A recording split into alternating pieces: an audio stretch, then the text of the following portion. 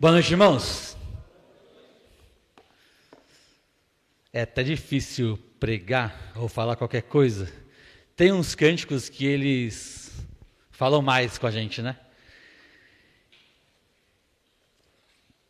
E esse daqui é um dos que é até difícil eu conseguir falar alguma coisa depois que eu canto esse cântico. Quando ele diz que Cristo é a nossa vida, o motivo do nosso louvor, e que Ele nos deu um novo coração,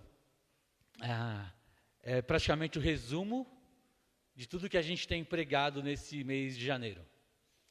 Paulo vai dizer lá em Gálatas, né? Não sou eu mais quem vive, mas Cristo vive em mim. E porque Cristo vive em mim, eu posso ter um rumo novo nesse ano. Eu posso ter atitudes novas durante esse ano. Eu posso ter um propósito de vida diferente, um propósito de vida novo durante esse ano. E eu queria que vocês imaginassem comigo a seguinte situação. Amanhã você vai acordar, no horário que você geralmente precisa acordar para ir para o seu trabalho. Mas, diferente das outras pessoas, nós cristãos, a nossa segunda-feira geralmente ela é diferente. A pessoa que não tem a frequência numa igreja, que não costuma a frequentar igrejas durante o domingo, principalmente nós batistas, né, pessoas que não são batistas, o domingo para elas é um dia de tédio, de não estar nada para fazer, de ficar olhando para a TV meio que sem nada, né, vendo série, ainda mais um dia mais chuvoso assim. Para a gente que veio no culto veio na EBD às 9, veio no culto às 10, está na igreja de novo às 18, é um pouquinho mais difícil acordar segunda-feira cedo, né? Porque você vai ser daqui mais de 9, alguns daqui, né? Vão parar ali, vão começar a conversar, e como o pastor Sérgio disse hoje na EBD, vai precisar ser expulso para poder ir para casa, e se bobear, ainda vai reunir uns 2 ou 3 e vai comer alguma coisa junto. Teve domingos na minha juventude, né? Quando eu era um jovem apenas na igreja, que eu chegava domingo de manhã, domingo à noite na minha casa por volta da meia-noite, meia-noite e meia, 1h da manhã. Vários e vários domingos eu peguei o último metrô aqui, à meia-noite, para chegar lá em Itaquera, a 1h da manhã. Então, acordar na segunda-feira é mais difícil.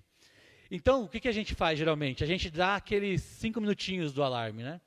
Você toca no alarme ali, no soneca, por mais 5 minutos, e aí quando você vai ver, já era a hora de você ter saído de casa.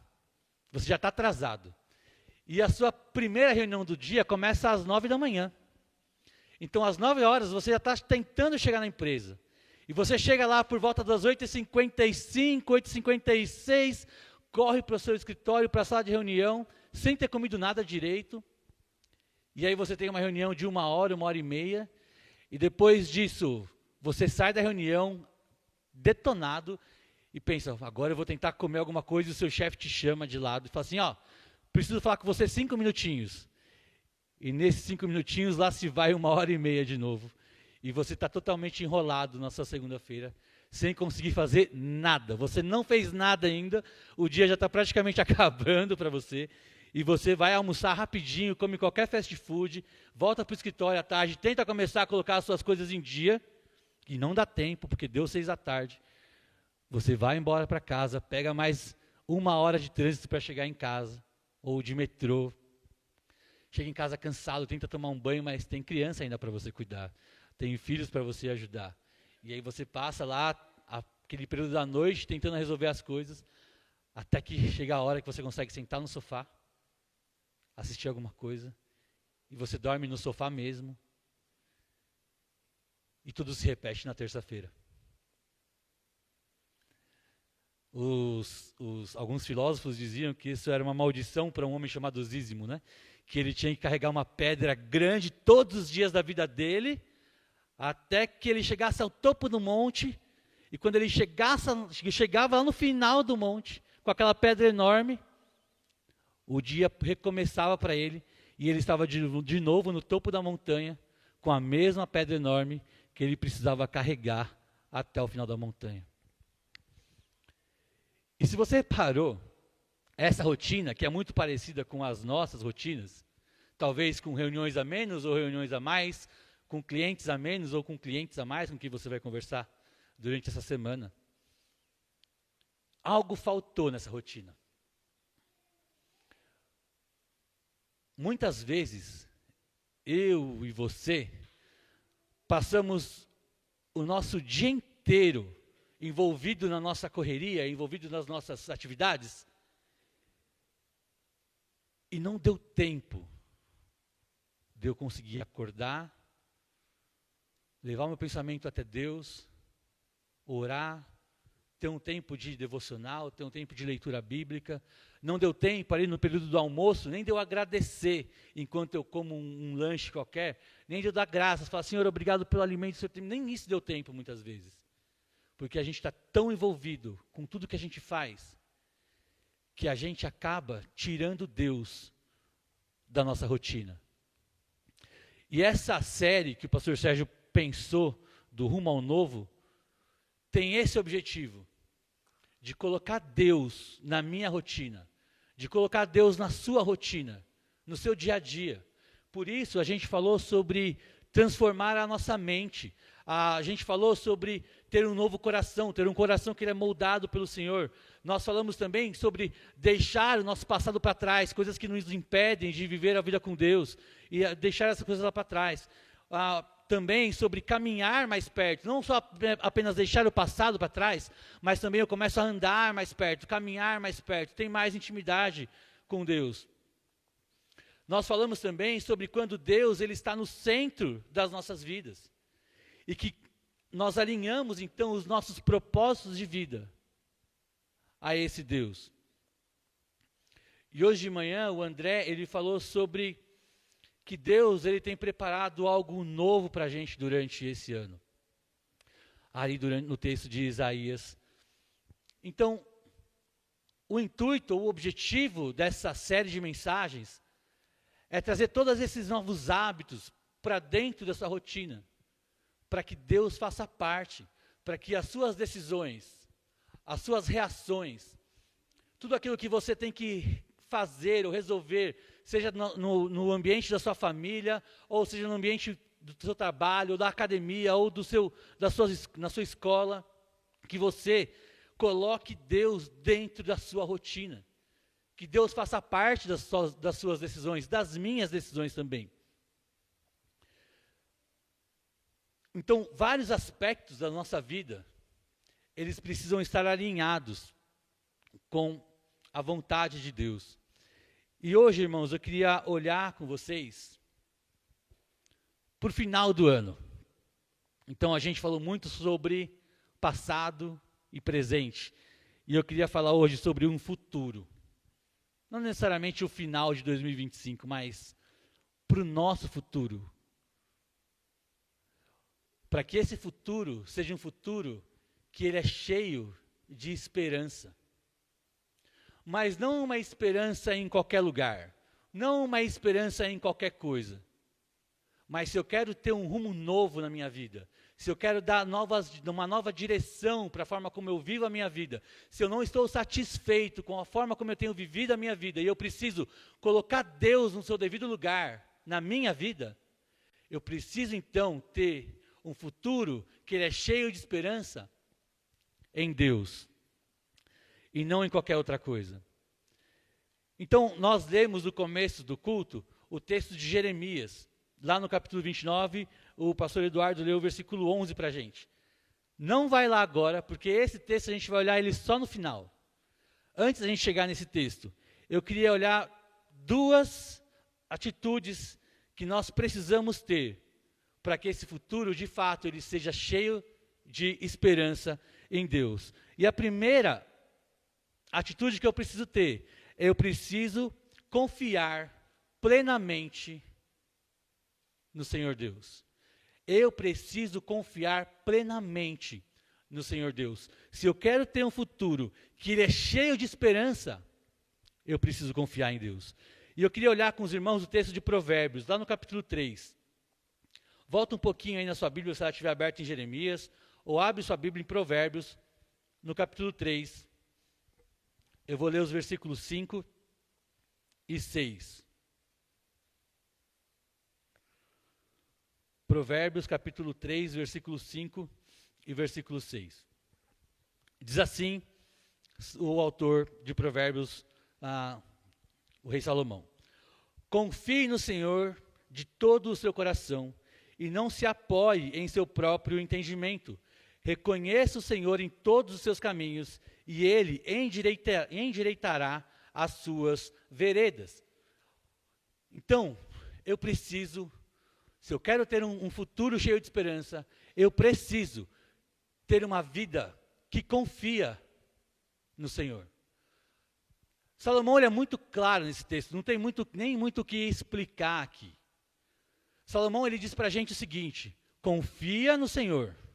Ou seja, nós temos uma ordem de confiança, e essa ordem ela é dada para que eu confie em alguém que é todo poderoso, para que eu possa ter coragem e segurança de depositar a minha fé ali, de depositar a minha fé nesse Deus. Então eu preciso confiar no Senhor. E é interessante porque Salomão ele vai dizer: você não vai confiar de qualquer jeito, então eu tenho que confiar no Senhor e da forma certa. Eu confio de todo o coração. Se você assistiu aquela animação Divertidamente, você vai entender um pouquinho aqui do que Salomão está querendo dizer.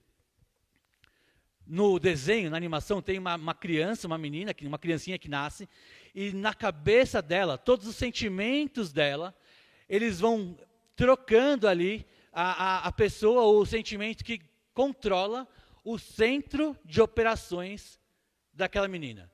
Então, quando ela está feliz, quem está no governo ou no centro de controle dela? A alegria. Então, enquanto ela está feliz, a alegria está lá controlando, é a alegria que está no comando. Quando ela fica triste, quem está no comando? A tristeza. Quando ela está com raiva? A raiva. Então, você percebe que as ações dela e as reações dela são baseadas em quem está no centro de controle. É isso que Salomão está dizendo para a gente. Se eu quero ter as decisões certas, se eu quero ter um rumo novo na minha vida, se eu quero fazer as coisas da forma como Deus deseja que eu faça, que Ele faça, então eu preciso tirar todos os meus sentimentos do centro de controle. Eu preciso tirar todos os meus desejos e vontades do centro de controle. E eu preciso colocar Jesus ali. O Senhor Jesus tem que estar sentado numa cadeira, controlando as minhas decisões. Isso é confiar no Senhor de todo o coração. Eu deixo que Deus controle toda a minha vida. É isso que significa quando eu canto, ou quando eu digo que Cristo vive em mim. Que não vivo mais eu. Não é mais o rei que toma as decisões, mas é Cristo. Então eu preciso confiar nesse Deus. Eu preciso confiar nesse Jesus, para eu deixar de lado tudo aquilo que eu sei, tudo aquilo que eu espero, tudo aquilo que eu desejo, para confiar que Deus tem algo novo, para confiar que Deus tem algo melhor do que os meus próprios planos. Isso acontece, irmãos, em vários momentos da nossa vida. Em vários momentos da sua vida ou da minha vida, nós somos tentados a tirar Jesus do centro de controle. E nós voltamos para o centro para que as coisas comecem a andar da forma como eu quero que as coisas andem. Olha que interessante, Tiago, na sua carta, ele diz o seguinte, que alguns irmãos da igreja, eles tinham uma intenção ou uma vontade de que eles iriam para uma outra cidade e eles fariam negócios naquela outra cidade e eles prosperariam por causa desses negócios. Eles fizeram um plano. Qual que é o plano? Ir para uma outra cidade. Nós vamos vender nossos produtos em outro lugar e nós vamos ter um resultado, nós vamos ter lucro, nós vamos ganhar dinheiro ali. A gente faz isso o tempo todo. Você faz isso o tempo todo. Eu tenho um negócio, ou eu tenho um projeto, ou eu tenho uma habilidade, e eu começo a pensar, como é que eu posso fazer para ganhar um pouco mais de dinheiro? Você é um pouco mais jovem, né? Eu vou investir em infoproduto, vou fazer um infoproduto que todo mundo vai querer comprar, e eu vou ficar milionário vendendo infoproduto no Hotmart. Ou talvez você é mais das antigas, e você pensa, não, eu vou montar a minha loja, começar o meu negócio, vou sair do meu emprego, vou começar a ganhar dinheiro de uma outra forma aqui. E não tem nada errado nisso. Só que muitas vezes, esse planejamento que você está fazendo, ele é totalmente à parte da vontade que Deus tem para você. Muitas vezes o seu plano não coloca ou não leva Deus em consideração. E é exatamente o que Tiago diz para aquela igreja e para aqueles irmãos. Ele diz assim, olha, se vocês querem fazer os seus negócios em outro lugar, primeiro digam, se for da vontade de Deus, nós iremos e negociaremos e teremos os nossos lucros. Mas em primeiro lugar, Tiago está dizendo, isso precisa partir da vontade de Deus. Quantas vezes eu e você, nós não nos colocamos em situações, ou nós entramos em alguns projetos, onde nós nem sequer oramos, perguntando para Deus, Senhor, é a tua vontade isso? Senhor, realmente o Senhor deseja que eu mude de emprego? Senhor, é realmente o teu desejo que eu faça essa faculdade, ou que eu tome essa decisão para a minha vida, ou que eu entre nesse tipo de relacionamento? Senhor, é da sua vontade? Muitas vezes nós não perguntamos, e aí entra exatamente o contraponto que Salomão dá aqui em Provérbios. Provérbios é um livro muito interessante, irmãos, porque Provérbios ele trabalha com uma poesia hebraica que trabalha com uma rima. Só que não é o tipo de rima que a gente conhece, né? Que a gente rima pão com sabão. Ela é uma rima de pensamentos, ela é uma rima de ideias. Então, Salomão está dizendo, olha, confia no Senhor com toda a sua força, ou de todo o seu coração. Esse é o princípio que Salomão está ensinando.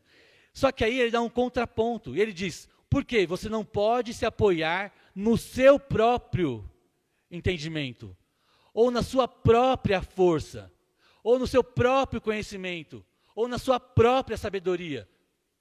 Salomão está dizendo, não se apoie naquilo que você acha que você é bom, naquilo que você acha que você é capaz, não se apoie na sua própria força.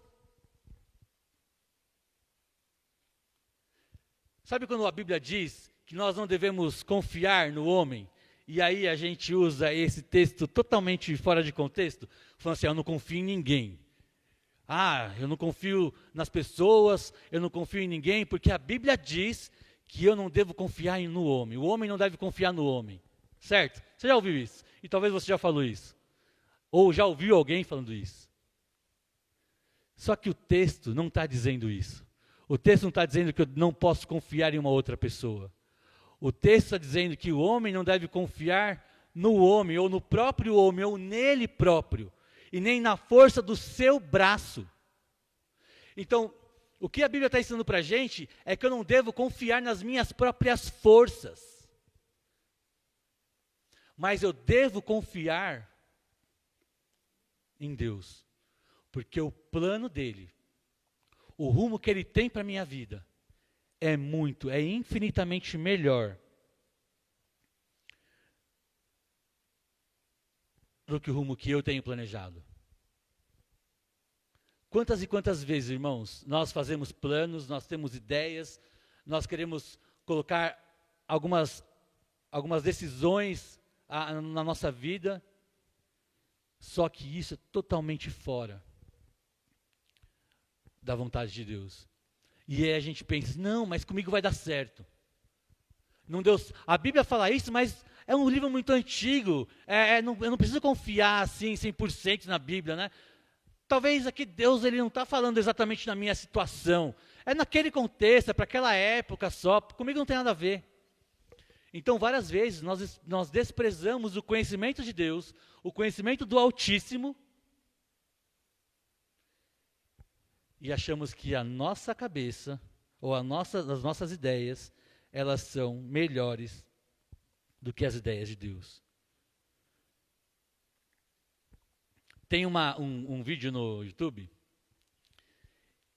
uma sketch muito, muito antiga, que um homem, ele senta numa cadeira, está sentado numa cadeira, e ele diz assim, não, agora, e a cadeira é chamada a cadeira das decisões, agora eu vou tomar as minhas decisões aqui sentado na cadeira. E ele toma uma decisão errada, e ele pensa assim, não, está errado. Eu vou colocar Jesus aqui. Aí aparece Jesus, né?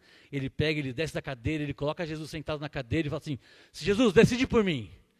E aí chega alguém perto dele e fala assim, olha, vamos fazer isso, vamos comprar aquilo, vamos para tal lugar e não sei o quê. E Jesus sentado na cadeira diz para ele assim, não vai. E ele vai sentando na cadeira e vai empurrando Jesus, até que Jesus sai da cadeira e ele fala, não, vamos sim. E Jesus fala, você pediu para eu decidir, mas é você que tomou a decisão. Quais áreas das nossas vidas a gente está empurrando Jesus da cadeira e tomando a decisão no lugar dele? Quais áreas da sua vida você tem ignorado o conselho de Deus? Você não tem confiado no conselho de Deus e buscado o conselho na sua própria sabedoria? Em segundo lugar, se a gente quer ter um futuro cheio de esperança, a gente precisa entender que esse futuro, ele é cheio de esperança mesmo, independente de situações difíceis que nós passamos. Abre sua Bíblia agora lá em Romanos, no capítulo 8. Romanos capítulo 8, versículo 28, um dos textos mais conhecidos por todos nós, né? Romanos 8, 28, o apóstolo Paulo, ele vai dizer o seguinte, sabemos que todas as coisas cooperam para o bem daqueles que amam a Deus, daqueles que são chamados segundo o seu propósito. Além de não confiar na minha força, eu preciso entender que dentro do plano de Deus, que dentro dessa vida nova que Deus nos chamou para viver, existem momentos difíceis. Existem momentos onde as situações, elas não são tão agradáveis como nós gostaríamos que fossem. Lembra? Jesus disse para a gente que no mundo a gente teria aflição. Essa nova vida em Deus, essa nova vida em Cristo, não é uma vida à parte das dificuldades. Mas toda dificuldade, todo momento difícil que nós enfrentamos, tem um objetivo. Deus tem um propósito em sua mente. Lembra? O André mencionou um pouco sobre Jó hoje. Quando a gente lê o início do livro de Jó, parece que Jó não tem mais nada o que aprender. Porque Deus, o próprio Deus, não é que um amigo de Jó disse, mas é o próprio Deus testemunhando sobre Jó, que ele era um homem reto, íntegro e que se desviava do mal. Gente, assim, se Deus, sendo bem honesto aqui, né, bem humilde, né, mas se Deus falar isso de mim, eu zerei o jogo, eu zerei a vida, eu não preciso fazer mais nada, eu não preciso aprender mais nada. O próprio Deus está falando que eu sou um homem reto, íntegro, que me desvio do mal. Pô, já era, está tudo certo na minha vida então. Até que as dificuldades aparecem para Jó. Ele perde todos os seus bens, ele perde quase toda a sua família. Só um membro da sua família não morre, certo? Que é a mulher. Vocês riem porque vocês sabem, né? Em algum momento você pensou, podia ter ido também, né? Ela podia ter ido também, né? Porque essa abençoada, ela vendo todo o sofrimento do marido, ela olha e diz para ele assim, por que é que você ainda louva esse Deus? Amaldiçoa a Deus e morre. Ela mandou ele amaldiçoar a Deus e matou o marido, queria ficar viúva, né? Mas é bom que ela tenha falado isso. Porque a resposta de Jó é incrível. Porque se eu adorei a Deus quando as coisas estavam bem, quando Deus tinha me dado tudo, por que eu também não vou adorar a esse Deus quando Ele me tirou todas as coisas que eu tinha? Até que no final do livro, depois de... E Jó não é tão bonzinho assim como a maioria das pessoas pensam. Porque o livro de Jó é interessante, né? Como o meio do livro é muito confuso, é muito difícil de entender algumas partes, porque você tem diálogos e tem hora que você se confunde. Mas quem que está falando agora? É Jó que está falando? É os seus amigos que estão falando? Então a gente faz o seguinte, geralmente a gente lê Jó assim, capítulo 1, capítulo 2, pula o livro e vai lá para o capítulo 42 e lê lá, né, o final, quando Jó diz que ele antes conhecia a Deus de ouvir falar, mas agora os olhos dele viam ao Senhor. Só que a gente pula todo um meio de um Jó que reclama, de um Jó que contesta o próprio Deus.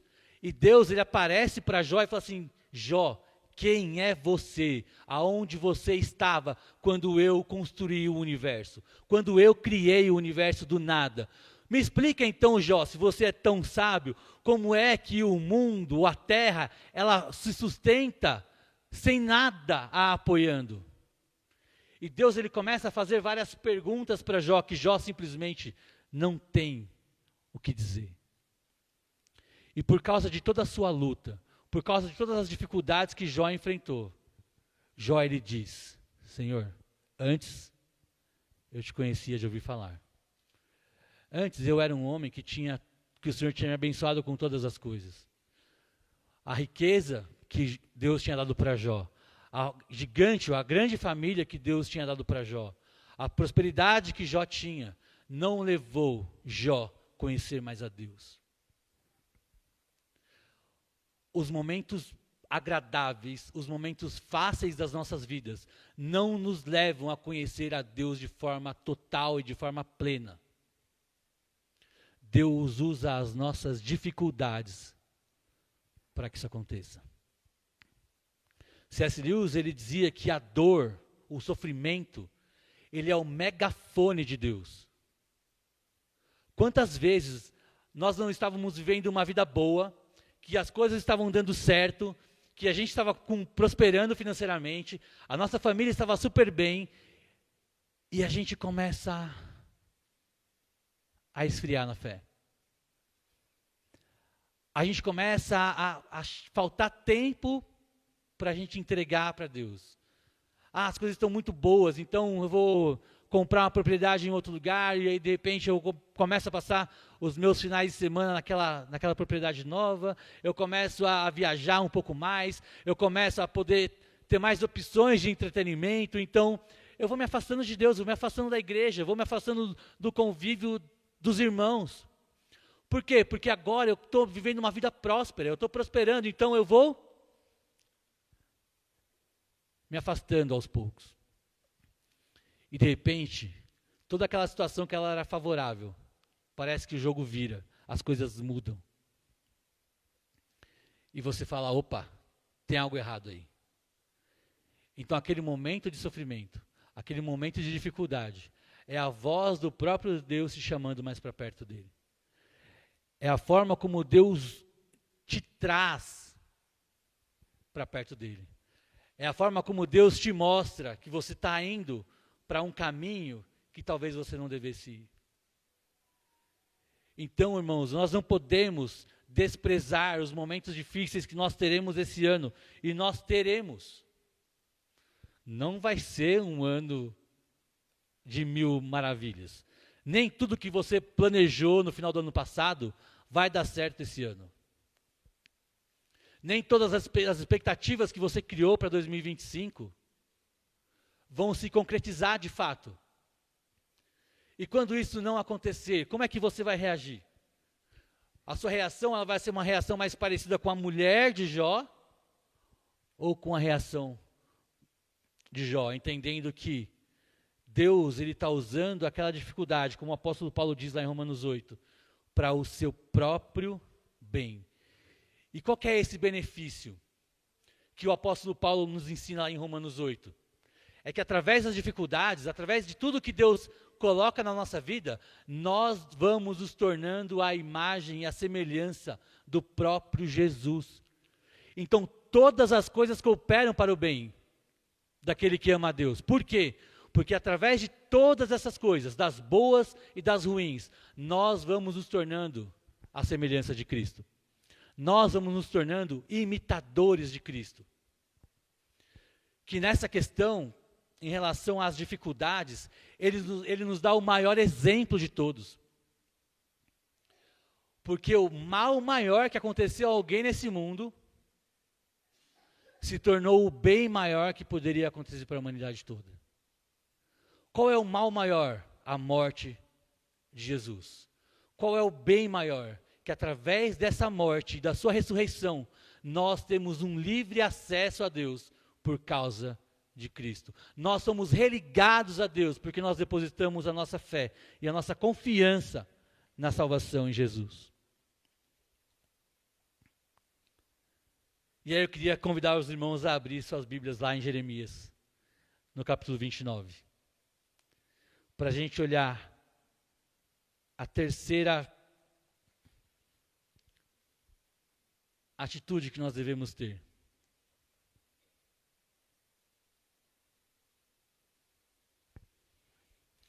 Jeremias capítulo 29, versículo 11,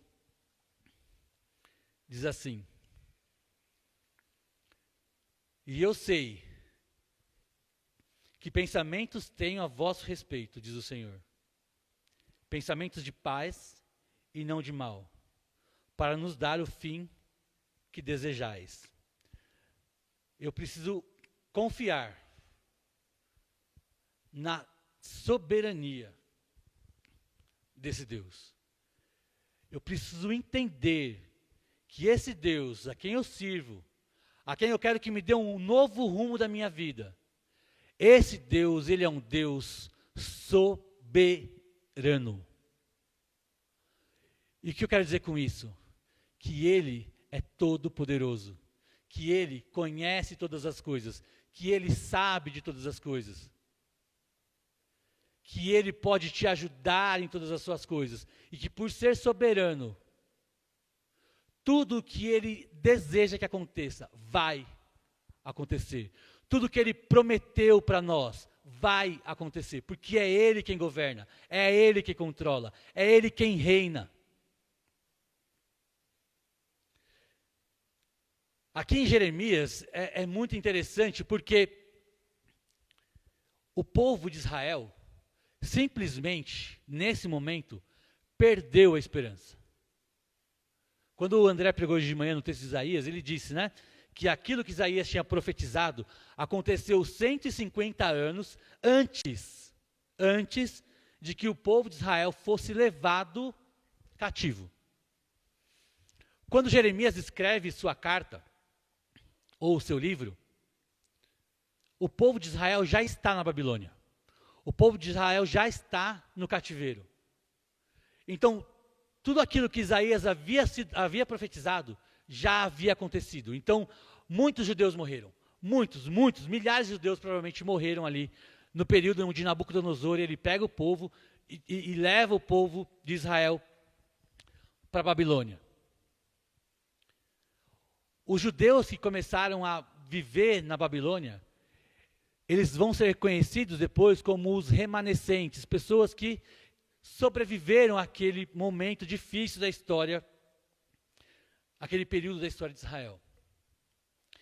A gente sabe que depois que Jeremias escreve a sua carta, lá no livro de Neemias, no livro de Esdras, nós vemos os judeus retornando para Israel.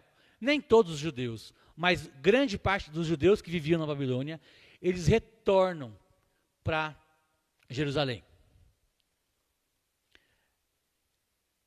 O capítulo 29 de Jeremias é uma carta do profeta que morava em Jerusalém para os exilados na Babilônia.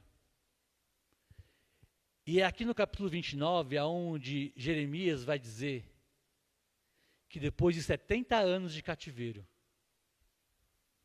aquele povo retornaria para Israel. Então Jeremias, ele está escrevendo algo para um grupo de judeus que perderam a esperança de retornarem para sua casa. Um grupo de judeus que perdeu a esperança de poder adorar ao Senhor Deus no templo que até então estava destruído.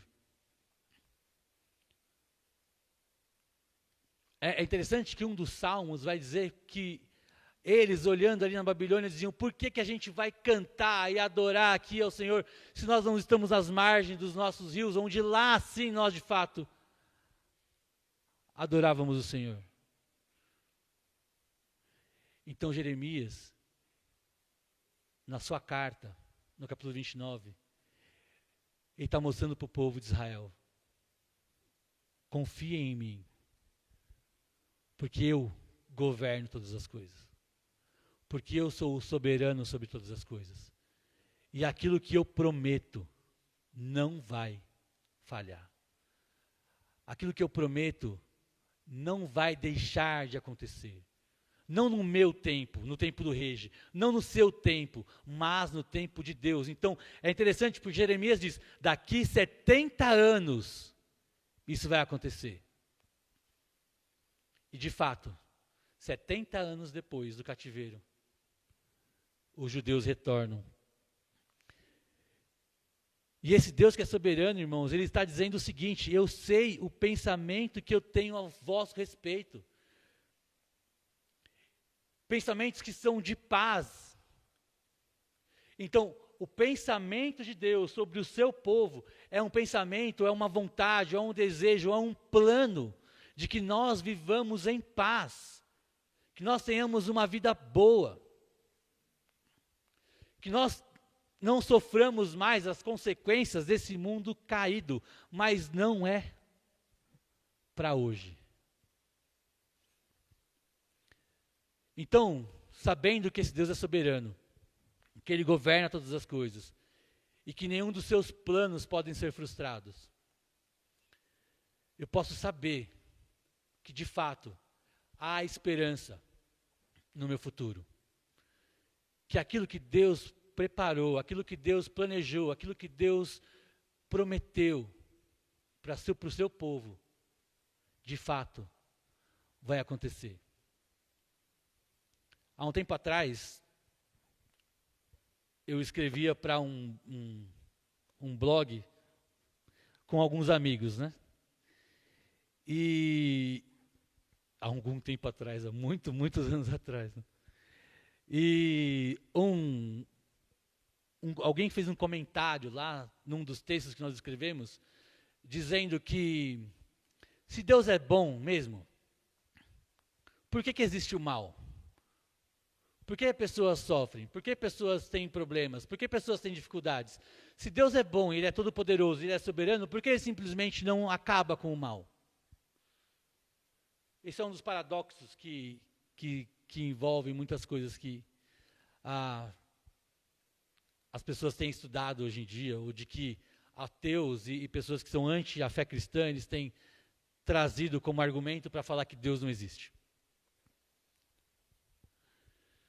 E eu lembro que